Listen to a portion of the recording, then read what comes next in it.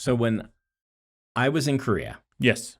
we would heat our rooms with these really interesting mobile gas heaters. Okay. Have you ever seen one of these? They're on wheels. We had some of those in Mexico. Yeah, and they for those who aren't familiar, they would they release gas like from the bottom. There's just a grill on the front that is there's a metal grill with behind it these metal, I guess, wires, not wires, Yeah. but like kitchen, like chicken cage coop stuff, like Yeah. that thinness, and it would just have gas burning and heat those filaments up, which would heat the room.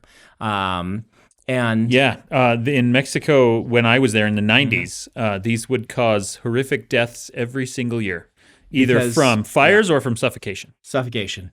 Yeah. So we learned that a little bit of wind would make the fire ripple or go away. Did you guys ever do this?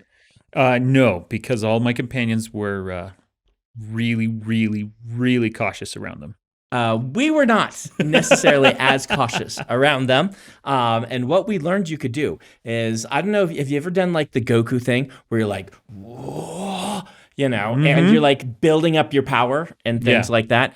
My companions who were, these are Korean guys, would be like, here, watch, see my gi, which is the Korean version of chi. I have, and they go, whoa, and then they put their hands together and go like this, and it would force air across the thing, and it would go. Yeah. And so I have learned that this is the way you test your gi. Okay. Is you have to go a whole bunch. You have to put your hands together and you have to like strain, and then you can make fire ripple on the front of a heater. Yeah, that's good. I'm glad that if you were going to play around with a deadly device that could kill you, that it was for a good reason. Gi. That's awesome. It is a good, and in Korean, if you want to ask someone how someone is, you say "Kibun otoseo," which ki is your gi, and basically you're asking how's your gi today? Oh, how's your chi? Well, if you want to say how are you doing? Yeah, that's nice. How's your chi today, Dan? My chi today is okay. Yeah, it's not stellar. It's not the best chi. I didn't really sleep last night. Oh, so, yeah. When I was in Mexico, which was 96 through 98, Dragon Ball was enormous in Mexico at the time. That's kind of when it was big everywhere, right? But it was so big in Mexico. So absolutely, there were several Kamehamehas all around, even where I was.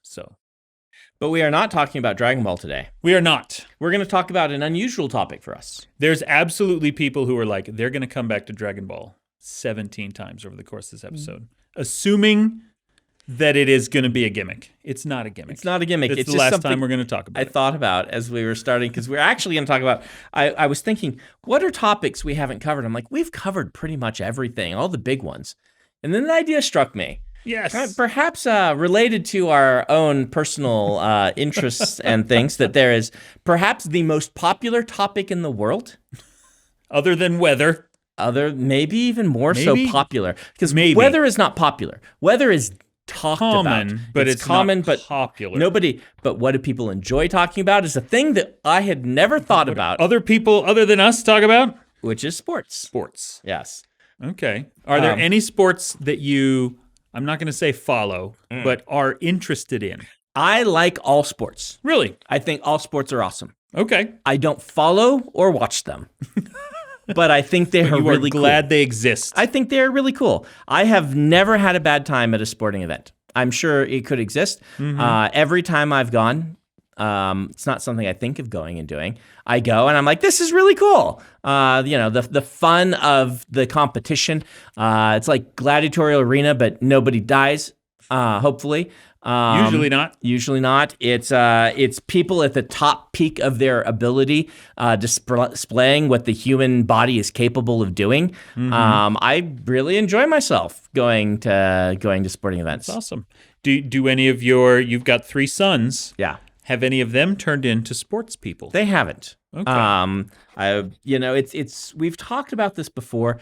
The fact that growing up in the 80s and 90s, there was this false opposition between sports people and nerdy people, Yeah. which the movies and television shows tried to reinforce to us all the time. Yeah. And that never manifest really in my life. Not really. Like, we did keep to different cliques, but they weren't like mean to each other. Just different interests draw people together. Yeah. And things like that. It's not that we're going to make fun of somebody else Yeah. so much as we just don't know what to say to them. Yeah. But you've got people like one of our very good friends, Eric James Stone. Yeah. A Nebula-winning science fiction writer who is also one of the biggest football fans that I know. Yeah. Well, and my friend Earl, who is an uber nerd, also is one of the biggest sports people that I know as well. Because what they don't tell you in those movies is that sports people are nerds. Oh, yeah. Then in the good definition, that the reclaimed definition of nerd. The reclaimed definition. Really hardcore sports people do cosplay. Yep. They will wear their favorite player's jersey or the shoes. They will do role playing with fantasy football and things like that, where you recruit a team. Yeah. So it's all the same. Memorizing statistics and things like this and intricate rules and things like that. Like, I identify really well with the sports people as an adult. I totally get why they get excited to the point that, we joke sometimes, oh, sports ball. Oh, look how little I know. That even when I do it, I'm like, I shouldn't even do that. The word sports ball itself is so kind of cruelly dismissive. Yes. The thing you're nerdy about is dumb, and the thing I'm nerdy about is cool, exactly. Which is not a great attitude. Have you seen the stand-up comedian who he's got there? And I have no idea who he is. I've only seen him online. And he gets up and he starts talking about his World of Warcraft character and the guild that he's in and the whatever and the build that he is using, and it goes on for 30 or 40 seconds, and then without missing a beat he says, and now you know how I feel when you talk about football, which I've always thought was funny, because that is usually, I am one of the only people in my family on either side, mine or my wife's family, that does not really follow football. Right. It is not a sport that interests me, but my siblings, my parents, my in-laws, they all love it. And so, I've been that guy in the room who's like, I watch League of Legends. Yes, so that's the sport you like. Do you follow soccer? I don't follow Major League Soccer, but I do love it. I watch the World Cup constantly, Women's World Cup. If I do follow anything, it is like Mexican League Soccer. But even then, I wouldn't say I follow it so much as when I have occasion to watch it, I will. Right. The one sport that I do follow, like pay attention to on purpose and track how the teams are doing, is actually baseball. Okay. Really? Which kind of fits the nerd like vibe. It is such a statistical, slow-paced game. I did know this about you because we talked about one of my favorite video essays at one point, which is the Patrick H. Willems' Why Baseball Makes Great. Which I went and watched, and he's 100% right about everything. It's a fantastic video essay. Baseball is the most cinematic sport. Every year when spring rolls around and MLB season kicks off, I once again start following the Padres. They're my team. And then I also go back to my idea. I want to at some point create a role-playing game that's about baseball players. It's basically a league of their own, the role-playing game, where you get on the crappy bus and you drive around from tiny town to tiny town and get into fistfights in between games. I've never actually done it. I haven't thought of a good system for it, but I think that would be cool at some point. That would be cool. Yeah. So I went to a lot of sporting events when I was younger, because I was in the marching band. The marching band. Playing trumpet. Yep. And so being in the marching band, you go to a lot of sporting events. And I was in the pep band for, with the, what do we do with all of these marching band people now that football season's done? I have them go play at the basketball games. So sure. I actually preferred the basketball games, playing at them. I enjoyed not being outside with a cold metal trumpet in my frozen fingers in Nebraska in the wintertime. And so every time it rolled around, they're like, now you're going to go And you don't have to wear your uniform. You wear like a t-shirt instead. You don't have to wear the uncomfortable cap. You don't have to be like in this fake sort of military looking costume. You just are there to have fun and play music in between, when there's timeouts and things like that. So Yeah. Well, that's cool. do they call them timeouts in basketball? What do they call them? Sure. Ad breaks. Yes. Breaks. Yeah. Except it's high school, so they didn't actually I don't know what they call them. When we were in high school, and I don't know if this is still true, like baseball's considered the national pastime.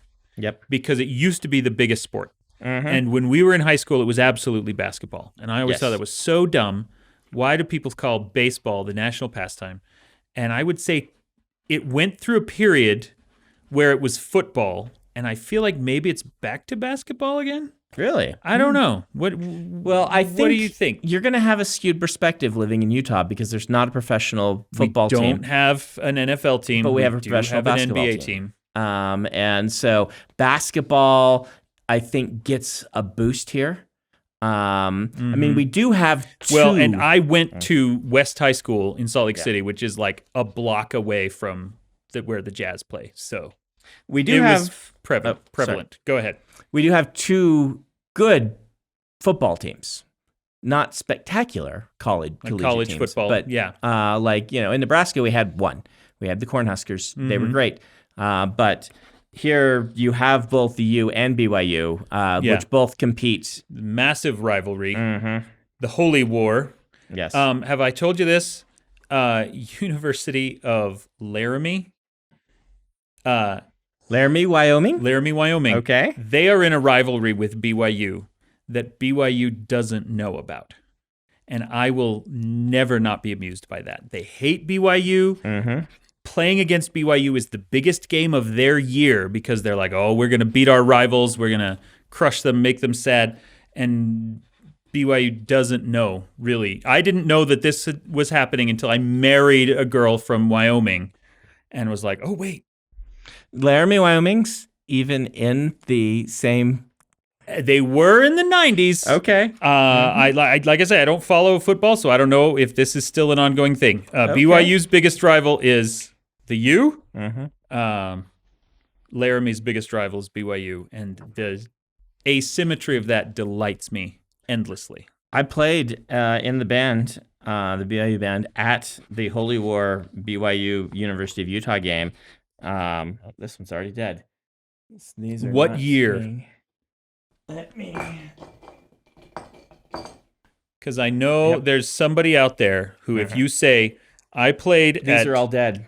These are all dead? Yeah, these are all dead. So the thing that I'm doing here, something wire has been crossed and they've just been taken off and put back in the thing. So give me one. Wait.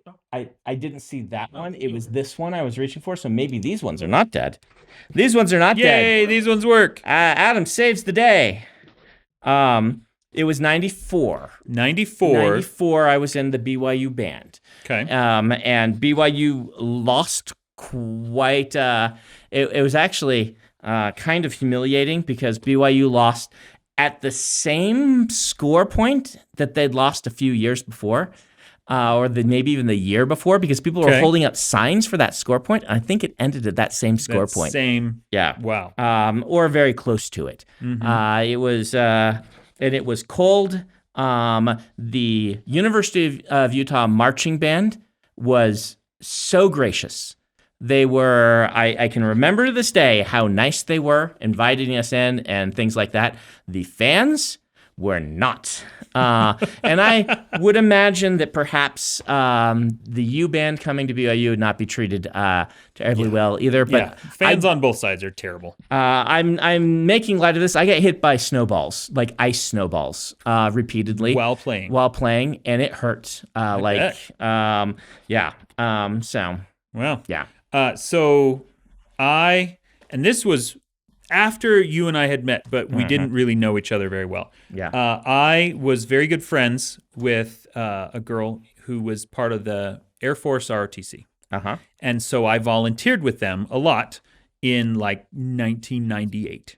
Okay. And so when that big game happened in 98, it happened at BYU, Oh, really? which means that they mobilize all of the ROTC kids to Yeah. go out and patrol the campus all night long and make sure nobody Oh, comes okay. and Yeah. like spray paints the statues red Okay. or whatever. When you said that game, I was thinking of their rivalry. No, But not an Air Force game. Yeah. The BYU Utah game. Yeah. And so I, as a volunteer with the AFROTC, was out all night, kind of wandering around looking for trouble. That's the year, if you remember, that they went up. They couldn't get onto the campus because we were all there. Yeah. And they went up and they painted a U onto the Y. BYU has a big, huge cement letter Y on the side of a mountain. And U of U has a letter U on their mountain and the next valley over. And some U students came and put a little red U on the white Y. Do you remember that? I vaguely remember hearing that the Y had been painted, but I get up late enough in the day that it had already been taken care of. Well, and it didn't look, it looked like a smiley face. Okay. Like the Y is so big that painting a U big enough to be seen from the valley, they ran out of paint really quick. So it was pretty small and it looked like a cute little smiley face on the Y. Anyway, finished doing that and then went to this other event straight from all night vigil to this other event that was happening day of the game, which is where I met my wife. Oh, wow. Yeah. So, sports. Somehow me being in like 3 layers of sweats and unshowered just really, she's like, that's the man for me. I do remember Brigham Young getting painted once. Yeah, that happened, I think, the year before, which is why they mobilized us in 98. Yeah. But I still, even though it was cold and things, I enjoyed the games. I enjoyed being there. I think it's a fun thing. BYU Stadium really needs better seats. It probably pretty does. terrible. I had season tickets when I was a freshman because one of my neighbors back home was a huge BYU fan. And he told me, hey, you're going to be a BYU student next year. They give you a really good discount on season tickets. I will buy the season tickets for you if you give me half of them. And I'm like, sure. So the only time that I really went to football games with any regularity was because someone else had bought the tickets for me. I did go to a bunch of Nebraska games when I lived in Nebraska. It's just something you do in Nebraska. It just happens to you. You're just, there on a Saturday and you have nothing to do, and suddenly you blink and you're in the stadium eating a red hot dog. It just happens to you. We've talked before about how hardcore Nebraska was on their football when I was young. Yes, we did. Yeah. And is that a college team? It's a college team. It's a college team. Yeah, but when I was there, it was the time when they were winning a lot and had like 3 national championships in 4 years. I've mentioned that before. And so Nebraskans, I'm sure, are hardcore about their team regardless because they only have one. There's no divided loyalties for the state. Number 2, there's no national anything. No NFL team, no basketball Major team, League sports franchise of any flavor. and so it's Nebraska, and there's not a whole lot, there's not as much to do perhaps as we find in some other places. So it was playing D&D or going to a football game. Yep, or both at the same time. But this is how you end up with on game day, your principal dressed up as the mascot at your elementary school and all of these things I've talked about. So it's just kind of a thing that happens. I have been to a Jazz game only once. One time. I have been to one Jazz game. I feel very proud that I managed to make it to a Jazz game. So I've technically been to a many BYU games, but at least one U game and one Jazz game. One Jazz game. I have been also, I think, to one Jazz game. It's probably more than that because I grew up in Salt Lake. But yeah. And I've been to a Real Salt Lake game. Oh, I haven't which been, is our haven't Major done that. League Soccer team. Yes, I should do that sometime. Yeah. I've never been to a soccer game like a major league. What do they call them? It's national? MLS. Yeah. Mm-hmm. Having lived 2 years in Mexico and 2 years in Germany, it is, and this is such a douchey thing to say, it's hard for me to take American soccer seriously. Don't they always do pretty well in the right? Like the women, absolutely.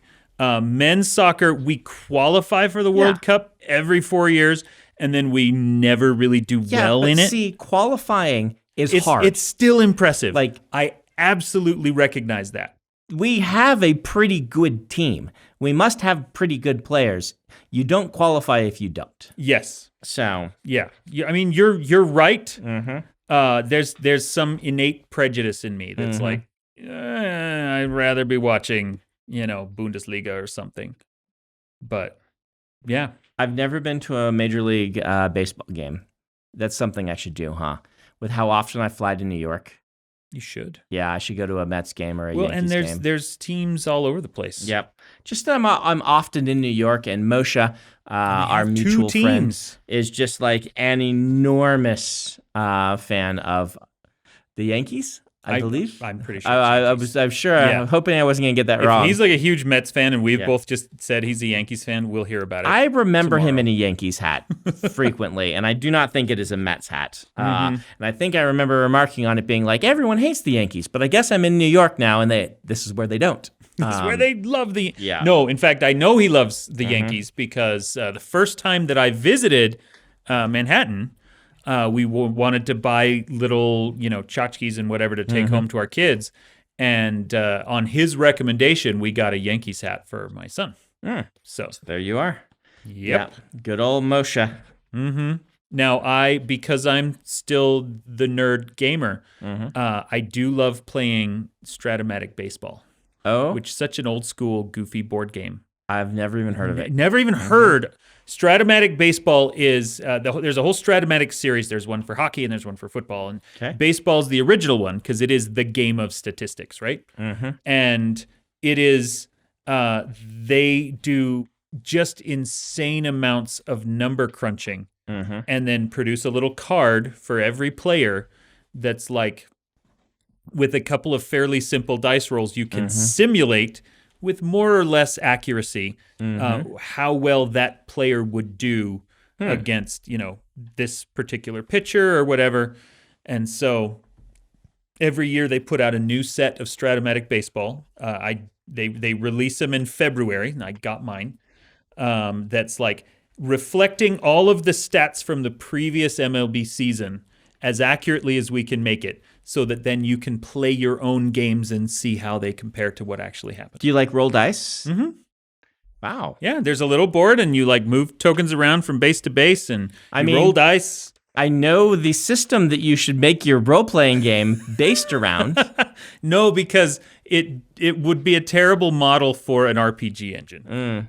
It's one of the problems with Stratomatic Baseball, and one of the reasons that other companies keep coming in, is there's not a ton of decisions to be made because it is more of a simulation than it is a game. So you can make decisions like whether you're going to steal or whether you're going to bring the infield in to try to hold someone on a base. You can intentionally walk somebody. But other than those like handful of things, you're mostly just rolling dice, and it just randomly produces an outcome. Okay. Isn't that kind of how most games happen? I mean, games ideally should be based on decisions, right? That's true. Is that Sid Meier's? A game is a sequence of interesting decisions. That sounds like either Sid Meier or it might be Richard Garfield. Have I told you my Great Gatsby story? Tell me your Great Gatsby story, Dan. Okay, so our mutual friend, Bryce Moore. Bryce. Wonderful author. Who's actually coming in July. Yep. He believes and told me at one point, and he is a librarian, like professionally, that's his job. He is a college librarian in Maine. He told me that he believes Great Gatsby to be the greatest American novel. the capital G great American novel. There's a good argument for that. And there's an okay argument to be made for that. I personally would probably maybe pick Huck Finn, but I don't know for sure. And either way, I was not going to admit that it was Great Gatsby. And so I fought him on this. Okay. And we went back and forth and we argued, and finally he said, we need to just play a game to decide it, because he is a board gamer. Yeah. And I said, we don't need to play a game. If we want the universe to tell us, then we need to play a game with absolutely no decisions in it, where it is purely the outcome of random chance, and thus the universe will be able to inform us as to what it is. So we picked Candyland, and the winner would decide. We played a game of Candyland to see what the great American novel is, which is why I can tell you with authority that the greatest American novel is The Great Gatsby. Because I lost a game of Candyland. You lost a game of to Candyland.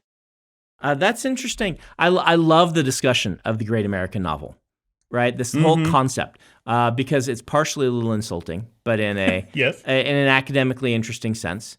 And like for those who aren't familiar with it, like I wonder where it started. There's this discussion of when will America have a great novelist?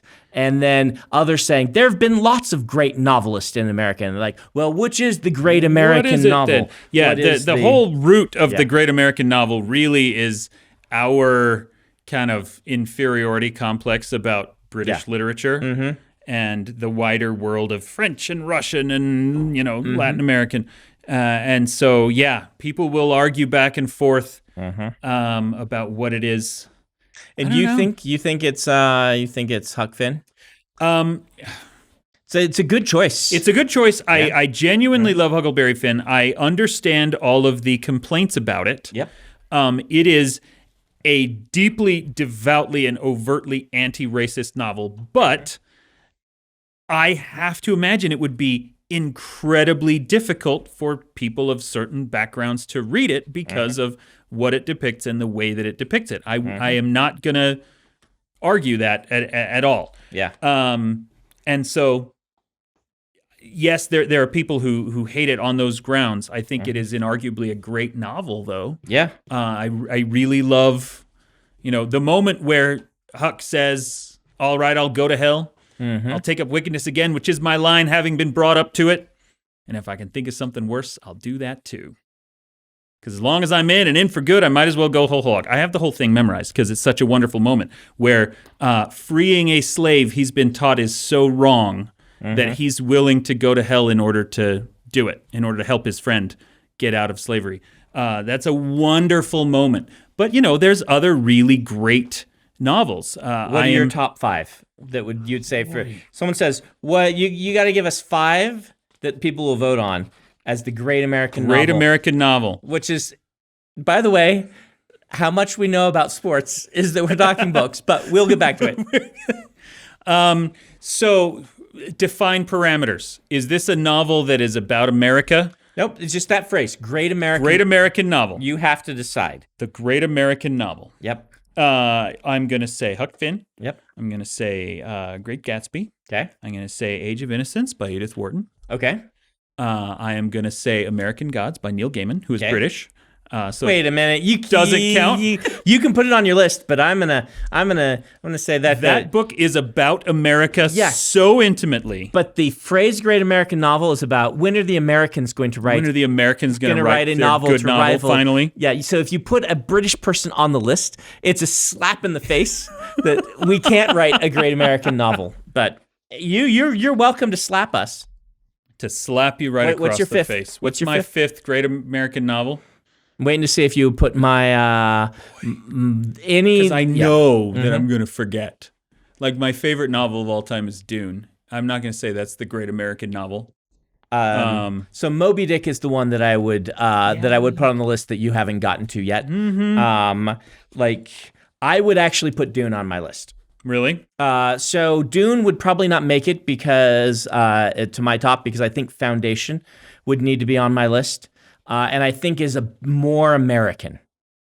Yes. Right? Definitely. Much more American. And it exemplifies So for me, I'd have to look at like what are the periods of American literature, and the pulp like science fiction era is an extremely foundational aspect of American culture, American cultural dominance in the world, and these sorts of things. And so because of that, Foundation has to be pretty high on my list.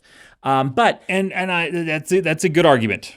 if you go back a couple generations, but to Moby Dick era, like this is exemplifying what America was and how it was built, and in a lot of ways. And it is it's a fantastic novel. I really like Moby Dick, so there is that. Yeah. So those are probably the two that are duking it out for me. Great Gatsby would make my list because again, it's about a distinct period of American culture written by a great American writer. Yeah. My list of favorite books of all time is very non-American, which perhaps, is another slap in the face of the Americans who write novels. But I would say off the top of my head, Dune. I'd be very tempted to put American Gods on that list. Love it. Your favorites? Or of Red American? Not Americans, but totally go on favorite novels. House of the Spirits by Isabel Allende, which I'm actually rereading right now for like the 5th time. Which I shouldn't tell you because I still am behind on Stormlight Archive. I should be reading that instead. We do not want you to hate the Stormlight Archive because it keeps you from reading other things. I'm always okay if someone puts down one of my books to take a break. Yeah. They're big books. They are big books. Yes. And, I'm also going to put on this list. Oh boy, I can never decide if it should be Les Mis or if it should be Hunchback of Notre Dame. Because I love Victor Hugo. He's one of my favorite authors ever. And then maybe number 5, I would say, favorite novel of all time, Secret Agent by Joseph Conrad. I don't know. Okay. I don't know. Well, I mean, you've got Dune on your list. You've got Americans on your list. Yeah, that is American. Yeah. Oh, no, the 5th one would absolutely be Scanner Darkly by Philip K. Dick. Well, there you go. A second American. So that's good. You said there weren't going to be, but 2 out of 5. 2 out of the 5. We're American dudes. Only one of them is by a woman, though. I feel guilty about that. Yeah. Oh, well. What would mine be? Dune is on my list. Les Mis is on my list. Pride and Prejudice is on my list. 2 other favorite novels. Tigana and Dragon's Bane, maybe? Okay. So that's probably where I would go right now. The thing is, some of my favorites are series. For instance, The Wheel of Time. Doesn't like work as a favorite novel. It works as this whole thing is really cool. And I think the sum of the parts is greater than each individual piece. Yeah. So how do we transition this conversation back to sports? You just did it, man. Good job. We say, so have you ever read Field of Dreams? Moneyball? I actually love Moneyball. I have watched the movie several times, and I've even read the book. Okay. Yeah. I have not, and I have not read Field of Dreams. I did not finish A River Runs Through It, which fishing sport. Does that count? Yeah, that's a sports thing. Didn't finish that. Didn't like A River Runs Through It. It was fine. I was reading it on a plane flight, and I got done with the plane flight, I never picked it up. I've never read it. I just saw the movie. So it was well written, but never finished it for whatever reason. Other famous sports books. Ender's Game. Ender's Game's a sports Ender's book. Game totally counts. Other sports books? What are fantasy and science fiction stories where sports are prominent? You've got Ender's Game, Unseen Alchemicals, and you've got Quidditch. Yep. And then what else? Unseen Alchemicals by what is that? It's a Terry Pratchett sports novel. Oh, okay. It's quite good. I haven't read that one. What are other ones that sports? Because we said at the very beginning, sports is such an intrinsic part of the human experience. Yes. Every culture has them. Blue Screen. Blue Screen Blue is about Screen. esports. Yep. But yeah, I feel like there's not a lot of fantasy and science fiction books about sports. It's part of why I wrote The Arithmetist. Yeah. Which is about a game. Yep. I realized, hey, I don't write books about games. There's not enough of them. But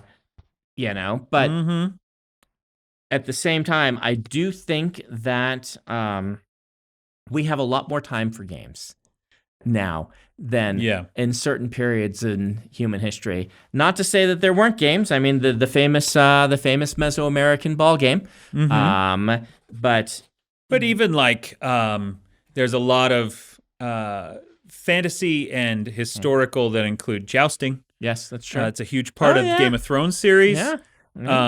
Arthurian legends. The absolute classic A Knight's Tale with Heath Ledger. That's a sports movie. It's an amazing film. I watched one of those. I follow several history channels on YouTube. And there was one where they had this historian lady who was going through various historical, like her specific period of expertise is kind of early medieval or something like that. And, how accurate is this movie? How accurate is this movie? And they got to A Knight's Tale and she laughed out loud and she said, never come at a medieval historian about A Knight's Tale. We all adore it. Do you remember watching it for the first time? Because I remember this experience. I think most of Leading Edge group all went over together, right? And we didn't know what to expect, just that, it was some medieval film. And I can remember it clicking with me in that opening sequence where they're singing "We Will Rock You." Yeah. And that sequence is really good because it's like, oh, I get it. I get it already. I get it immediately.